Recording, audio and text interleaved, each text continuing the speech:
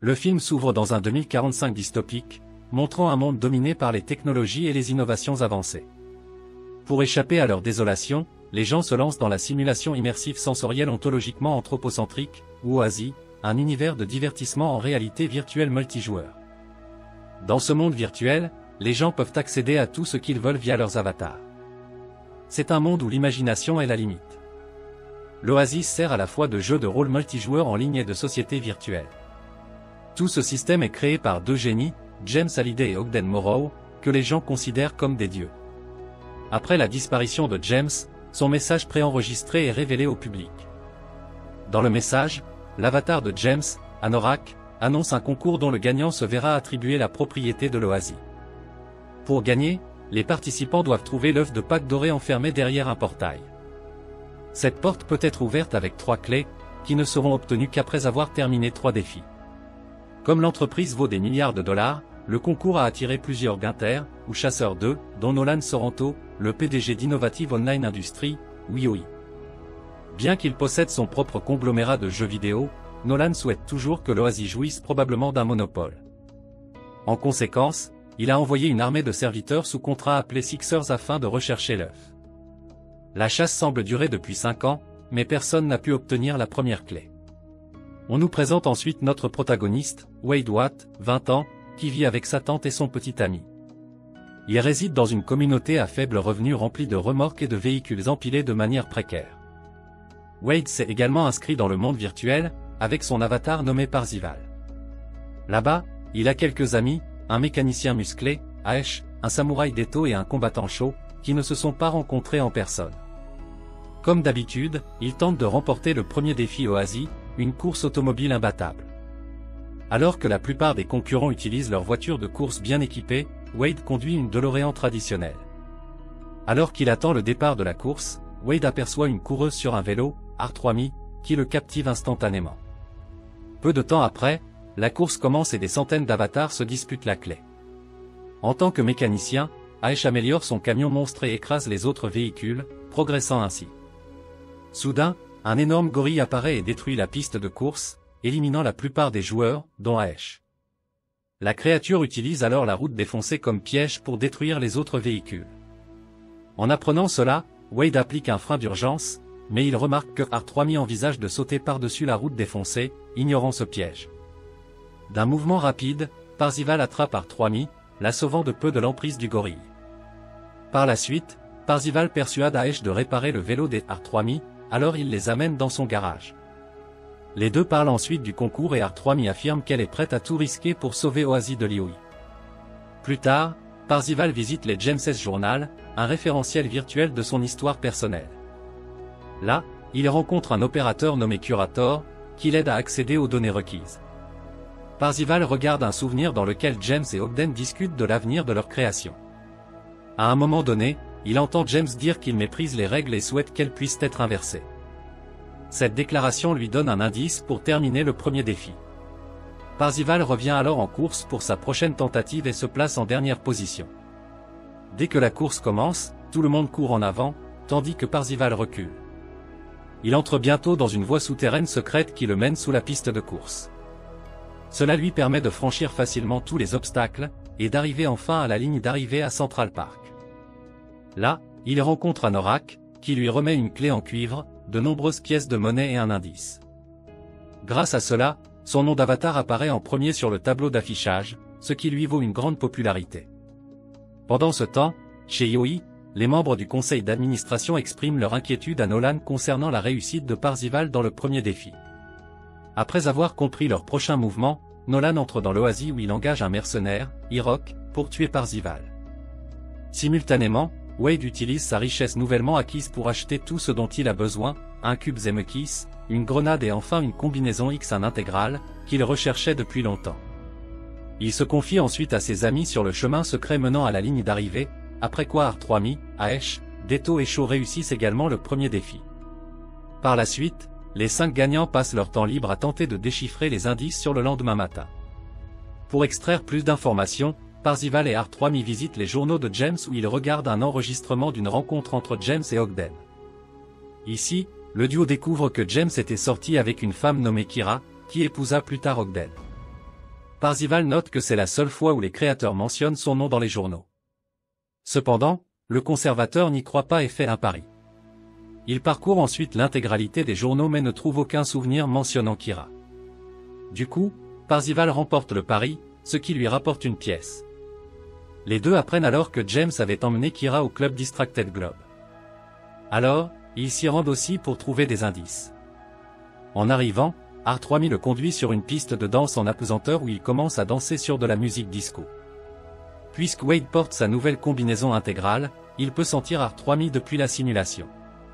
Leur moment finit par prendre une tournure romantique et Wade lui avoue ses sentiments, demandant à se rencontrer dans la vraie vie.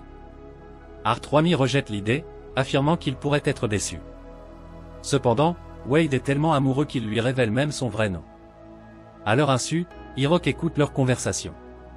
Quelques instants plus tard, une force armée de Liyue fait irruption dans le club et leur tend une embuscade, dans l'intention d'éliminer Parzival.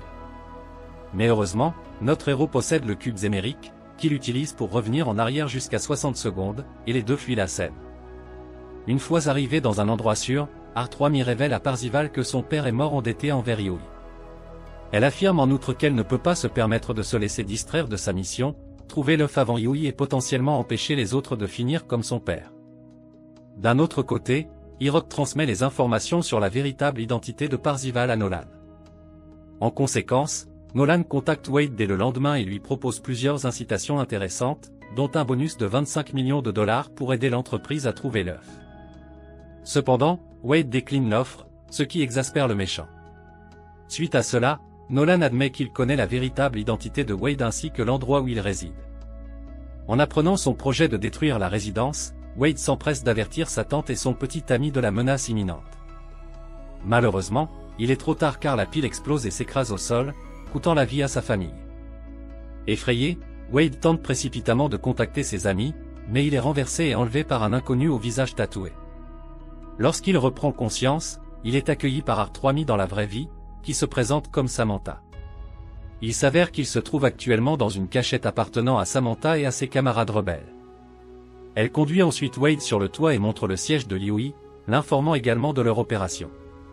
Au milieu de leur conversation, Samantha se sent mal à l'aise à cause d'une grosse tache de naissance sur son visage, mais Wade assure qu'il n'est pas du tout déçu. Alors qu'ils sont sur le point de s'embrasser, Samantha réalise soudain qu'il y a un indice. Selon elle, l'indice, le grand pas n'a pas été fait, était que James faisait référence au fait de ne pas avoir fait le pas pour être avec Kira. Après cela, le groupe de 5 amis se retrouve à l'Oasis et se dirige vers les journaux de James. Une fois sur place, ils interrogent le conservateur sur les films auxquels James aurait pu emmener Kira lors de leur rendez-vous. Après avoir parcouru tous ces films, ils tombent sur un film intitulé The Shining. Le conservateur dirige ensuite le groupe vers la recréation de The Shining, et ils se retrouvent à l'hôtel Overlook. Croyant que la deuxième clé est cachée ici, ils s'aventurent à l'intérieur pour la récupérer. Aesh, qui n'a pas regardé The Shining, n'a aucune idée de ce qui les attend. Peu de temps après, il est distrait par des jumeaux, qui l'éloignent de son groupe. Il entre ensuite dans une autre partie de l'hôtel où quelqu'un tente de le tuer. Mais heureusement, ses amis le sauvent et se dirigent vers une salle de bal. Là, il trouve Kira dansant avec un groupe de zombies au-dessus d'une grande fosse. Se rappelant l'indice, R3000 fait un bond, tandis que le reste du groupe est traîné hors de l'hôtel. R3000 parvient finalement à dépasser les zombies et invite Kira à danser, un pas que James ne pouvait pas faire.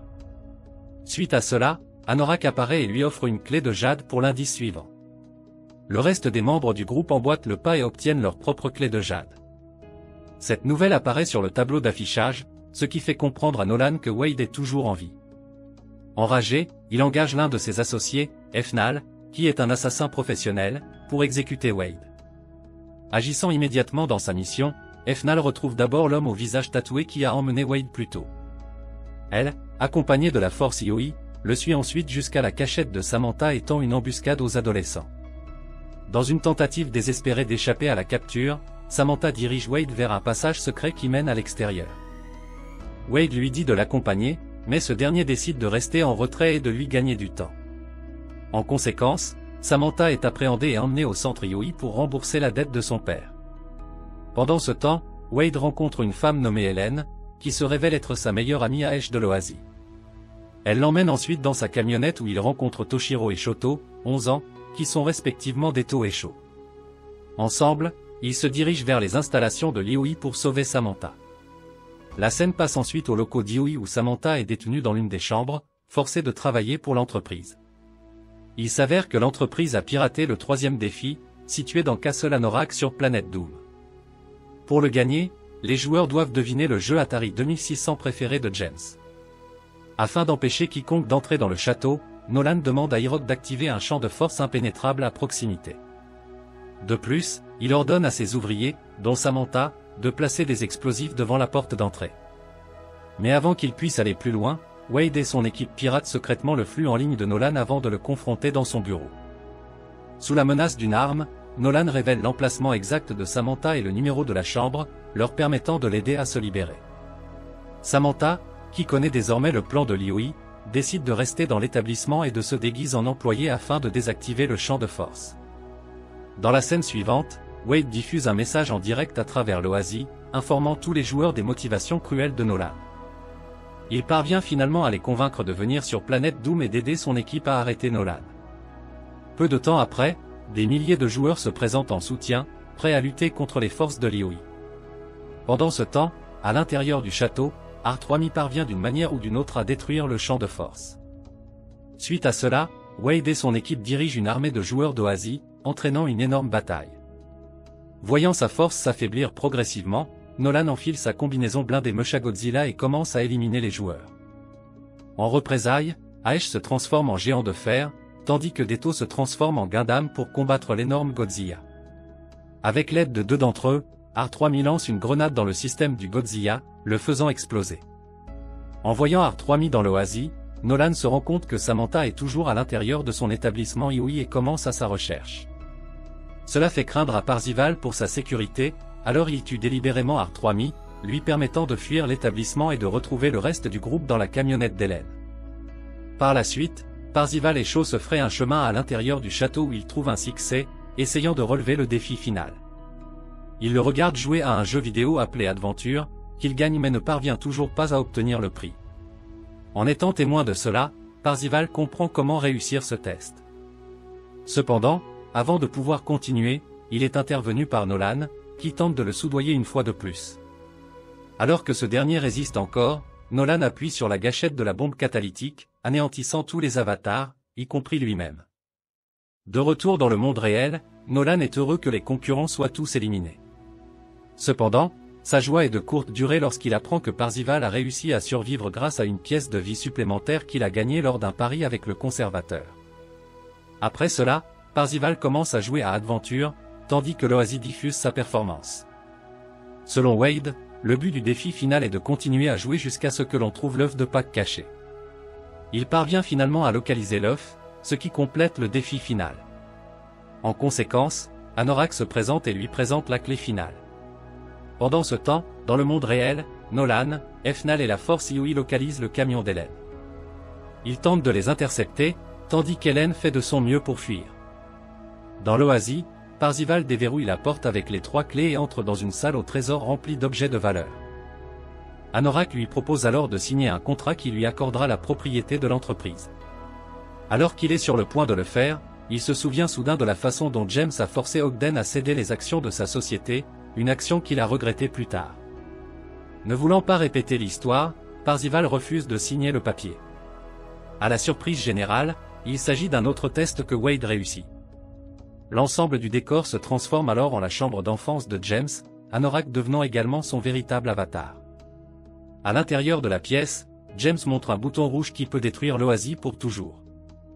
De plus, il remet à Parzival l'œuf de Pâques, tout en soulignant l'importance de la réalité sur la virtualité dans la vie. Avant de partir, James l'encourage à ne pas éviter la réalité comme il l'a fait. À ce moment-là, Nolan appréhende le groupe, mais quand il voit Wade tenir l'œuf d'or, il sursaute et se rend. Suite à cela, lui et Efnal sont arrêtés par les autorités pour leurs actions illégales. Ogden se présente alors et félicite Wade pour sa victoire. Cependant, Wade s'excuse et prend un moment pour embrasser Samantha, lui avouant son amour pour elle. Plus tard, Ogden lui remet le véritable papier de propriété et lui demande de le signer. Wade accepte à la condition que le prix soit partagé avec ses amis, avec l'intention de diriger l'Oasis ensemble. Suite à cela, Les 5 amis sortent de la camionnette tandis que les gens les applaudissent. Ensuite, Wade a une brève conversation avec Ogden, qui se révèle être le conservateur et décide de rester consultant. Le film se termine avec les nouveaux propriétaires, qui décident désormais de fermer l'oasis 2 fois par semaine afin que les gens puissent passer plus de temps avec leurs proches dans le monde réel.